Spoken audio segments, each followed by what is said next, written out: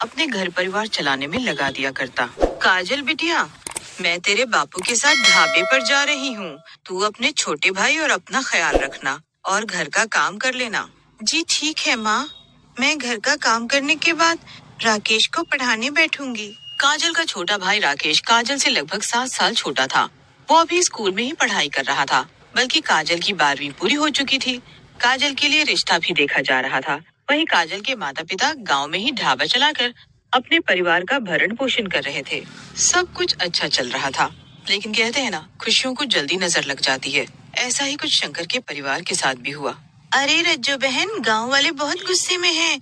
कह रहे हैं कि आज तुम्हारा ढाबा तोड़ देंगे। ये कैसा मजाक है बिजली बहन? भला हमने किसका क्या बिगाड़ा है जो गांव के लोग गुस्से में हैं और हमारा ढाबा तोड़ना चाहते हैं? ये ढाबा मैं करीब 6 सालों से चलाता आ रहा हूँ और कभी हमने किसी को किसी तरह की दिक्कत भी ना दी है।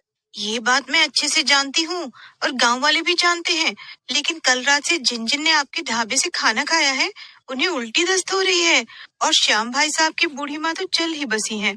आपके ढाबे का खाना खाकर उनकी तबीयत इतनी ज्यादा खराब हो गई कि उन्होंने अपनी जान गंवा दी। हे भगवान, ये तुम कैसी बातें कर रही हो? तुम्हारे कहने का मतलब ये है कि हमारे खाने में मिलावट थी या फिर हमने गांव वालों को बासी खाना खिलाया है जिसकी वजह से उनकी तबीयत खराब हो गई? नहीं नहीं, भगवान के लिए ऐसा तो ना बोलो। नहीं, ऐसा नहीं हो सकता। इतने सालों से आज तक हमारे ढाबे का खाना खाकर किसी को कुछ भी नहीं हुआ, और आज अचानक ये सब कैसे हो सकता है? मुझे तो कुछ भी समझ में नहीं आ रहा। बिजली रज्जू और शंकर को गांव वालों की बातें बताकर वहां से चली जाती है। कुछ देर बाद गुस्से में गांव वाले आते हैं और शंकर का ढाबा तोड़ देते हैं। शंकर अपने ढाबे को लोगों को तोड़ता हुआ देखकर उनके सामने बहुत रोता गिड़गिड़ाता है, लेकिन कोई भी उसकी एक नहीं सुनता। लोगों को मिलावटी खाना खिलाते हो और अभी अच्छा बनने का नाटक कर रहे हो। वो तो शुक्र मनाओ कि हमने तुम्हें गांव से नहीं निकाला है, सिर्फ तुम्हारा ढाबा ही तोड़ा है। हाथ पैर सलामत है, कमा कर खा सकते हो। अगर दोबारा तुमने ढाबा खोला तो इसे आग लगा देंगे, आग। ये सब जिस किसी ने किया है, कभी खुश नहीं रहेगा वो, कभी नहीं। शंकर का परिवार अब संकट में आ जाता है।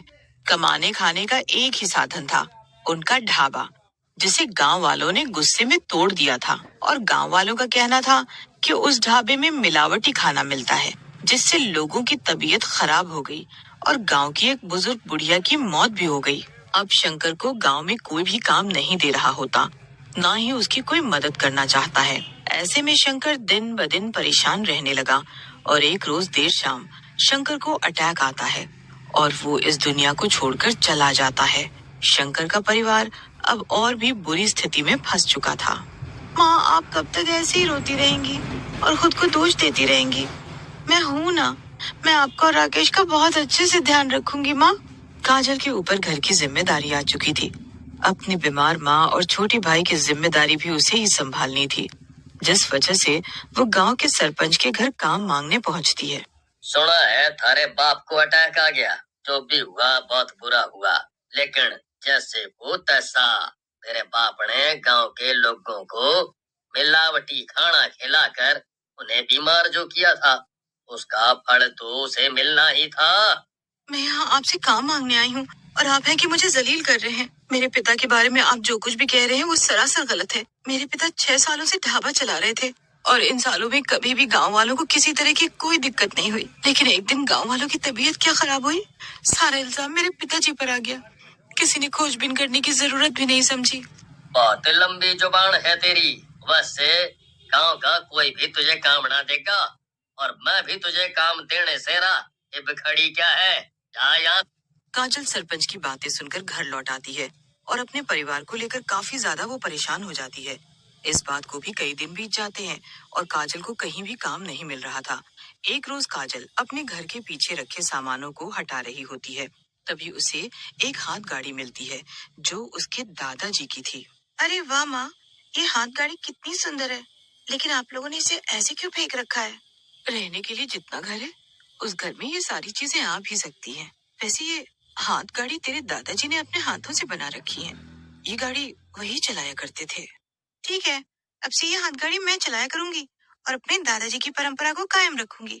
काजल अब उस हाथगाड़ी को साफ करती है और उसे चलाने लायक बनाती है, जिसके बाद वो गांव से शहर जाने वाली सड़क पर आने जाने वाले लोगों को अपने हाथगाड़ी के जरिए लाने और ले जाने से कुछ पैसे कमा लिया करती, जिससे वो अपना घर चलाने लगती है। काजल अपने परिवार को अच्छे से संभाल रही थी। वो अपने हाथगाड़ी से अच्छा खासा पैसा भी कमा लेती है। लेकिन एक रोज उसे घर आते हुए शाम हो जाती है। तभी उसे जंगल के रास्ते एक नकाबपोश आदमी मिलता है, जो उसे नुक्कड़ पर छोड़ने के डबल पैसे दे रहा था। काजल भी उसे नुक्कड़ पर छोड़ने के लिए तैयार हो जाती है। लेकिन जैसे ही वो कुछ दूर बढ़ती है, वो नकाबपोश काजल को किडनैप कर लेता है और उसे एक सुनसान जगह पर ले जाकर मारकर कुएं में फेंक देता है। आज मेरा बदला पूरा हुआ है। तूने मेरा अपमान करया था ना। पहले तेरे बाप को मारा, अब तुझे मारा। इतना कहने के बाद वो वहां से चला जाता है। इधर रज्जू के परिवार पर एक बार फिर से मुसीबत आन पड़ती है। उन्होंने अपनी जवान बेटी को खो दिया था और इसी सदमे में रज्जू और भी ज्यादा बीमार रहने लगती है। रज्जू का छोटा बेटा उसका जैसे तैसे ध्यान रख लेता है, लेकिन परिवार में दुखों का पहाड़ टूट गया था। न जाने हमारे हंसते खेलते परिवार को किसकी नजर लग गई। आज 2 साल बीत चुके हैं, लेकिन मेरी बेटी घर लौटकर नहीं आई। वो ऐसी बिल्कुल भी नहीं थी। इतना कहकर रज्जू रोने लगती है। ऐसे ही समय बीत रहा होता है। एक रोज देर रात राकेश अपने घर के आंगन में किसी की परछाई देखता है और अगले दिन गांव के बीचों बीच दयानंद की लाश मिलती है, जो गांव के सरपंच के बहन का बेटा था। अरे बाप रे, इस शराबी को कितनी बेरहमी से मारा गया है। अच्छा हुआ इस दुष्ट से मेरी बेटी की शादी नहीं हुई। ये दिन बीत जाते हैं। एक रोज देर रात रज्जू आंगन में बैठी होती है। तभी उसे किसी के आने की आहट होती है। काजल बेटा, आ गई तू। हे भगवान, मैं ये क्या बोल रही हूँ। काजल को गए हुए तो पूरे 2 साल से ज्यादा हो चुके हैं। माँ, मैं आपसे मिलने आई हूँ। आपकी काजल। रज्जो इतना सुनती है कि वो पीछे मुड़कर देखती है। तभी उसे सामने काजल की आत्मा दिखाई देती है। माँ, मैं आप लोगों को छोड़कर जा चुकी हूँ माँ, लेकिन मैं आपको ये बताने आई हूँ कि मैं किसी के साथ भागी नहीं थी, ना ही अपनी जिम्मेदारियों से भागी, बल्कि मुझे मारा गया। और मुझे मारने वाला कोई और नहीं, बल्कि दयानंद था, जिसकी मैंने बेरहमी से हत्या कर दी है, क्योंकि वो भी जीने लायक नहीं था। इसका मतलब तूने उसे शादी करने से मना किया तो उसने तुझे मार डाला। मैंने 2 साल तक इंतजार किया। जब मुझे महाशक्तियां प्राप्त हुई, तब मैंने उस दयानंद की बेरहमी से हत्या की और उसे मौत के घाट उतार दिया। उसने ही हमारे ढाबे के खाने में मिलावट की थी। माँ, तू हमें छोड़कर क्यों चली गई। तू तो हमें छोड़कर चली गई, इसे बताऊं। माँ, मेरी आत्मा 2 सालों से भटक रही है। अब जब मैंने अपने कातिल को मौत की सजा दे दी है, तो मुझे भी आसानी से मुक्ति मिल जाएगी। मैं यहाँ किसी को नुकसान पहुँचाने के मकसद से बिल्कुल नहीं आई हूँ। मुझे अब जाना होगा माँ। आप अपना और राकेश का ध्यान रखना माँ। तेरे बिना हम कैसे रह रहे हैं, ये तो हम ही जानते हैं। तू हमें छोड़कर मत जा काजल, तू हमें छोड़कर मत जा। मुझे जाना होगा माँ, मुझे जाना होगा। इतना कहकर काजल की छवि धूमिल होती चली जाती है।